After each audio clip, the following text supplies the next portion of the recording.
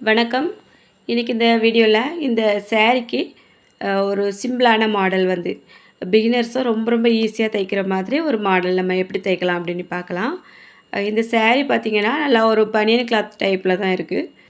இதோட ப்ளவுஸ் பாருங்கள், சாண்டல் கலரில், அப்புறம் கைக்கு வந்து நல்லா பெரிய பார்டராக கொடுத்துருக்காங்க. இதில் நம்ம எப்படி மாடல் கட் பண்ணி தைக்க போகிறோம் அப்படிங்கிறத பார்க்கலாம்.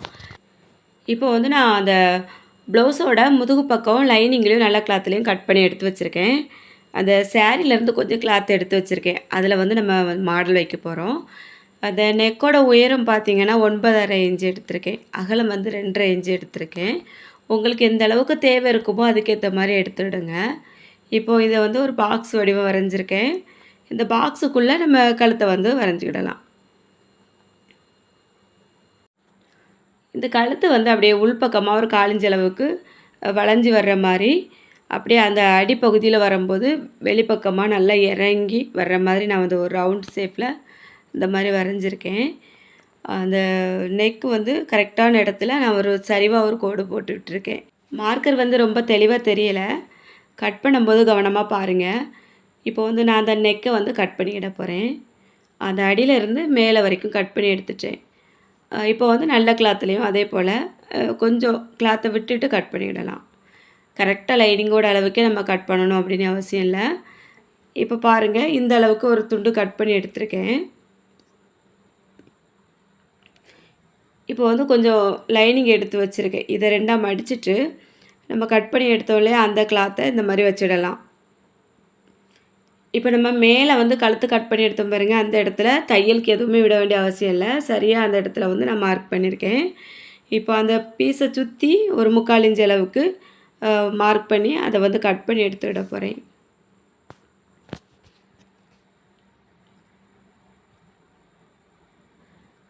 இப்போ நம்ம அந்த முதுகு பக்கம் இருக்குது பாருங்கள், அதை நல்ல கிளாத்துக்கு மேலே லைனிங்கை வச்சு அந்த கழுத்து பகுதியில் 1/4 இன்ச் அளவுக்கு தையல் போட்டுடலாம். அந்த லைனிங்கை விட்டு கொஞ்சம் கிளாத் அதிகமாக நின்னதுன்னா அதை லைனிங்கோட அளவுக்கு கட் பண்ணி விட்டுட்டு அந்த வளைவுகள் வர இடத்துலலாம் சின்ன சின்ன கட் கொடுத்துட்ருவோம். இப்போ அப்படியே திருப்பிட்டு அந்த நல்ல பக்கத்தில் விளிம்பு பகுதி வர்ற மாதிரி லைனிங் வந்து மேலே தெரியாத அளவுக்கு நல்லா எடுத்து எடுத்து விட்டுட்டு அந்த விளிம்பு பகுதியில் வந்து தையல் போட்டு ஒரு பக்கம் ஷோல்டர்லேருந்து ஆரம்பித்து அடுத்த பக்கம் அந்த கழுத்து முடிகிற இடம் வரைக்கும் நம்ம அப்படியே முடித்து எடுத்துடலாம். இப்போ அப்படியே வந்து உள்பக்கமாக திருப்பிட்டு அந்த லைனிங்கோட அளவுக்கு உடம்பு ஃபுல்லாகவே ஜாயிண்ட் தையல் போட்டுடலாம்.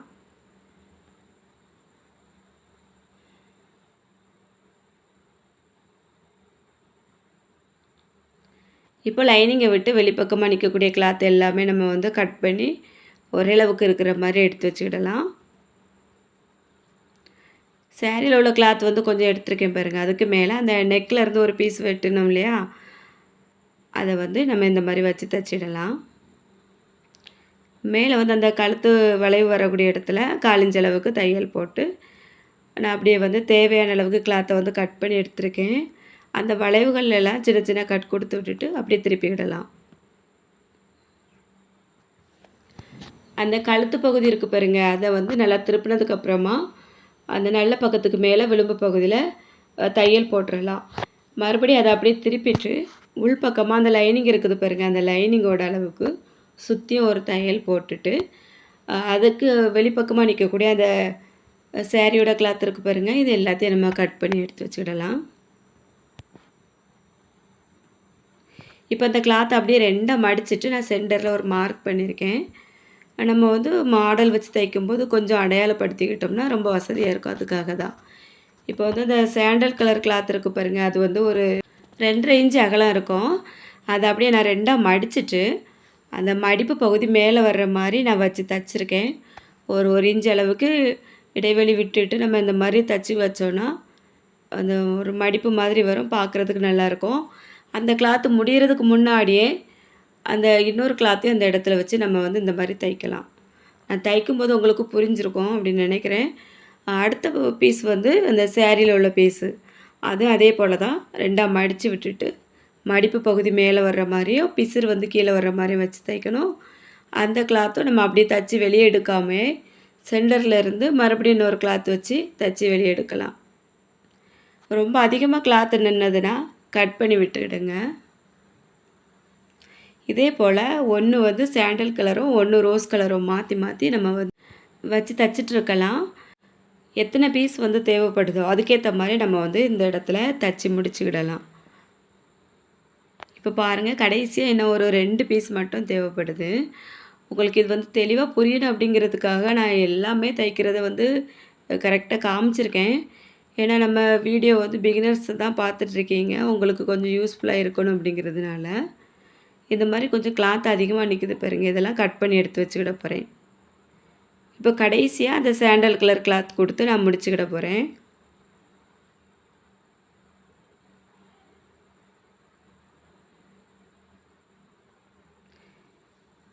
இப்போ வந்து இந்த கிளாத் எல்லாமே எலும்பி நிற்குது பாருங்கள். இதை நம்ம அந்த லைனிங் இருக்குது இல்லையா, அந்த லைனிங்கோட அளவுக்கு நல்லா சுற்றி வர்ற மாதிரி தையல் போட்டுட்டு, அதுக்கப்புறமா திருப்பிட்டு அந்த வெளிப்பக்கமாக நிற்கக்கூடிய கிளாத் எல்லாம் ஒன்று போல் கட் பண்ணி எடுத்து வச்சுக்கிடுவோம். அப்போ நீட்டாக இருக்கும் உள்பக்கமும் பார்க்குறதுக்கு. இந்த பீஸ் வந்து நம்ம முதல்ல கழுத்தில் கட் பண்ணி எடுத்தோம் பாருங்கள், அந்த பீஸ் தான். இதை வந்து நான் அந்த கிளாத்துக்கு மேலே அப்படியே வச்சுட்டு கழுத்து தைக்கிறக்கூடிய இடத்துல வந்து 1/4 இன்ச்சுக்கு கிளாத் விட்டுருக்கேன். அதுக்கப்புறமா சுற்றியும் ஒரு 1/4 இன்ச் அளவுக்கு இடம் விட்டுட்டு அதில் மார்க் பண்ணியிருக்கேன். இந்த மாதிரி நம்ம வந்து மார்க் பண்ணி தைக்கும்போது ரொம்ப ஈஸியாக இருக்கும். அதே போல் அந்த முதுகு பீஸ் இருக்குது பாருங்கள், அதே 2ஆக மடிச்சுட்டு சென்டரில் ஒரு மார்க் பண்ணியிருக்கேன். இதில் வந்து நம்ம சென்டரில் பண்ணியிருக்க மார்க்கும் இந்த முதுகு பீஸில் சென்டரில் மார்க் பண்ணியிருக்கோம் பாருங்கள், இது 2ம் ஒன்றா வர்ற மாதிரி நம்ம வச்சு இந்த மாதிரி கவனித்து தைச்சிட்டோம் அப்படின்னா எந்த இடத்துலையுமே ஒரு பாயிண்ட் கூட விலகி போகிறதுக்கு வாய்ப்பில்லை. அதுக்காக தான் எப்பவும் போல் இடுப்பு பகுதியில் வந்து நம்ம மடிச்சுட்டு தையல் போட்டதுக்கப்புறமா அந்த 2 பக்கமும் டாட் பிடிப்போம் பாருங்கள், அதையும் பிடிச்சு விட்டுறலாம். 2 பக்கமும் ஒரே மாதிரி வர மாதிரி டாட் வந்து பிடிச்சி முடிச்சிட்டேன். இப்போது வந்து ஒரு கோல்டு கலர் லேஸ் வந்து எடுத்து வச்சுருக்கேன். இதை அந்த நெக்கை சுற்றியும் நம்ம வச்சு தையல் போட்டுடலாம். இந்த லேஸ் வந்து 1/2 இன்ச்சுக்கும் கம்மியாக தான் இருக்குது. 2 பக்கமும் தையல் போடணும் லேஸில். நான் வந்து ஒரு பக்கம் தையல் போட்டிருந்தது மட்டும் காமிச்சேன். பார்த்தீங்கன்னா தைச்சிட்டே இருக்கும்போதே பவர் கட் ஆகிட்டு, அதனால் அப்படியே வச்சுட்டு மிச்ச வேலைகளை வந்து பார்க்க வேண்டியதாயிட்டு.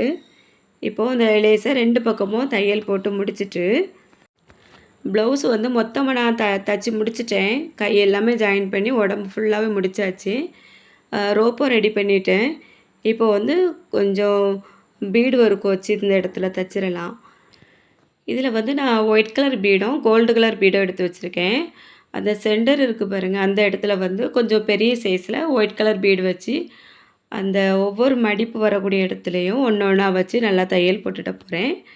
அது மட்டும் இல்லாமல் அந்த சைடில் 2 பக்கமும் கிளாத் வந்து கொஞ்சம் பெரிய பீஸாக கொடுத்துருந்தோம் பாருங்க, அது வந்து கொஞ்சம் மேலே எலும்பி வர்ற மாதிரி இருந்தது போல் இருக்குது. அதனால் 2 பக்கமும் நான் என்ன பண்ணியிருக்கேன்னா கோல்டு கலரில் சின்ன சின்ன பீடு வச்சு தைச்சி முடிச்சிருக்கேன். இது வந்து நம்ம ஐடியா தான், நமக்கு எந்த மாதிரி தோணுதோ அதுக்கேற்ற மாதிரி நம்ம வந்து பண்ணிட வேண்டியது தான். இப்போ தைச்சி முடிச்சிட்டேன், எப்படி இருக்குதுன்னு பாருங்கள். இந்த சென்டரில் வந்து ஒயிட் கலர் பீடு இருக்குது பாருங்கள், 2 பக்கமும் நல்லா பொடி பொடி பீடு தான் நான் வந்து வச்சு தைச்சிருக்கேன் கோல்டு கலரு. வீடியோவில் ரொம்ப தெளிவாக தெரியல, நேரில் பார்க்க ரொம்பவே நல்லா இருந்தது. இன்றைக்கி இந்த வீடியோ வந்து எப்படி இருந்தது அப்படின்னு சொல்லிட்டு கமெண்ட் பண்ணுங்கள். வீடியோ பிடிச்சிருந்தா மறக்காமல் ஒரு லைக் கொடுத்துட்டு நம்ம சேனலை இது வரைக்கும் சப்ஸ்கிரைப் பண்ணாமல் பார்த்துட்ருக்கவங்க சப்ஸ்கிரைப் பண்ணிவிட்டு பக்கத்தில் இருக்க பெல் பட்டனையும் ஆன் பண்ணிடுங்க. அப்போ நான் அடுத்தடுத்து அப்லோட் பண்ணக்கூடிய வீடியோஸ் எல்லாமே உடனுக்குடன் உங்களுக்கு நோட்டிஃபிகேஷனில் வரும். மிஸ் பண்ணாமல் எல்லா வீடியோஸையும் பார்க்கலாம். இது வரைக்கும் இந்த வீடியோ பொறுமையாக பார்த்த எல்லாருக்கும் ரொம்ப ரொம்ப நன்றி. வணக்கம்.